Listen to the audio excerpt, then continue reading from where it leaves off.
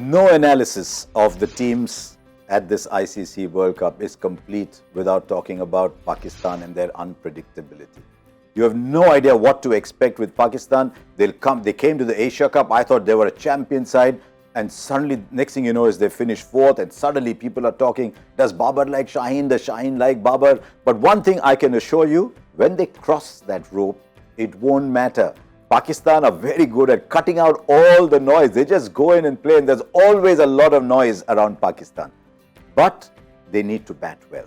There's far too much talk about Babar Azam and Mohammad Rizwan in that side. I think Babar becomes twice the player if he's got a really good opening combination to come after.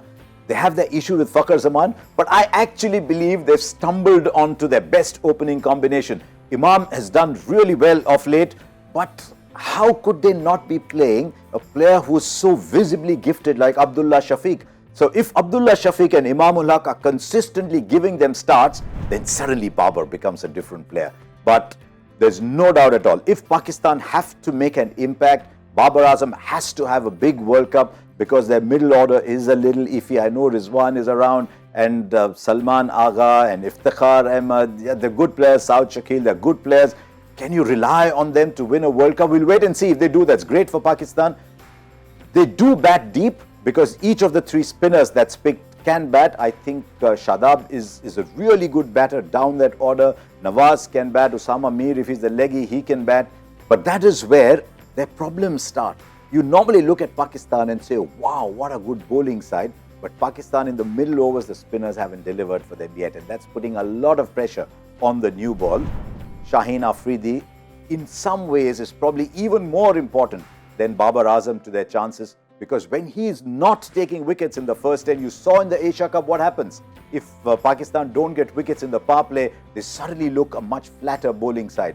Now, how good is Haris Rauf if there are no wickets taken in the first 10 and there is no Naseem Shah? With South Africa, we talked about missing Heinrich Nokia. I think Naseem Shah is a big miss when he's swinging that ball in the direction counter to the swing that Shaheen Afridi is getting. That is a fabulous combination. Can Mohammad Wasim do what Naseem Shah does for Pakistan? He's got the ability. Can Hassan Ali do that? I don't know, because Hassan Ali is on a comeback. There's a bit of baggage with him. But Wasim has to have a good World Cup, because if he's having a good World Cup, he makes it easier for Haris Rauf.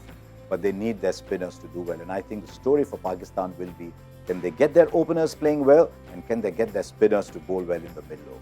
Bangladesh, Sri Lanka, I think they like conditions to do well. Their team is geared around using their spin bowling all-rounders. You look at Bangladesh, Shakib is a giant of the game. I'm very impressed with the way Mehdi Hassan Miraj has come along. But with Bangladesh, there's something that you don't see too often. They have 4 or 5 really good fast bowlers. Whether it's Shoriful, whether it's Mustafizur, Taskin Ahmed is in very good form. They've got a very decent crop of quick bowlers. But my concern with Bangladesh is, will their emotion take the field, or will they be cold and calculating when they take the field? And you cannot go into a World Cup with 2 of your legends having a go at each other, both Shakib and Tamim. Tamim is not happy at being left out. Shakib is talking about life beyond the World Cup and of retiring. I'm not quite sure. The air in that team is great at the moment. Sri Lanka, I think most hit by injuries.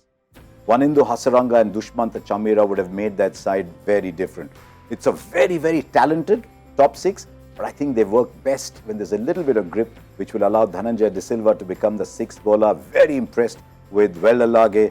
Tikshana comes in as well. So I think in those conditions they're good. But with Dasun Shanaka at 7, they can only play 2 quicks. Madhushanka is a very good left-arm swing bowler. They want Patirana to play at the back. So the same issue they had in the Asia Cup will accompany them here. Do they want to play 3 quicks? I don't know. I'm just not sure. They have the firepower to go all the way. So that's my view on Sri Lanka. They'll be a very attractive batting side. Of that, there is no doubt. Can Afghanistan cause an upset?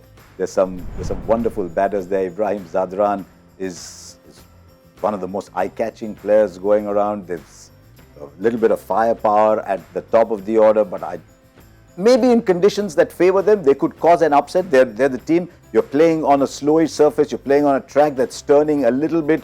You're looking and saying, okay, let's be careful against Afghanistan. And the team I'll be rooting for the Netherlands. I just love the way the Netherlands play cricket. There's so much heart, so much spirit. There's a reasonable amount of quality there. They've been hit a bit by injuries as well. But to qualify from the way they have done to come into the World Cup with half their players unavailable, I just love the spirit with which the Netherlands play. So every time the Netherlands play, I'll be rooting for them. Always love the underdog anyway. Which are the 4 teams that can go through? I still think it's Australia, England, India, Pakistan, but South Africa, wow, man. You're going to be on your guard when you're playing South Africa. So any of those 5, that's my pick.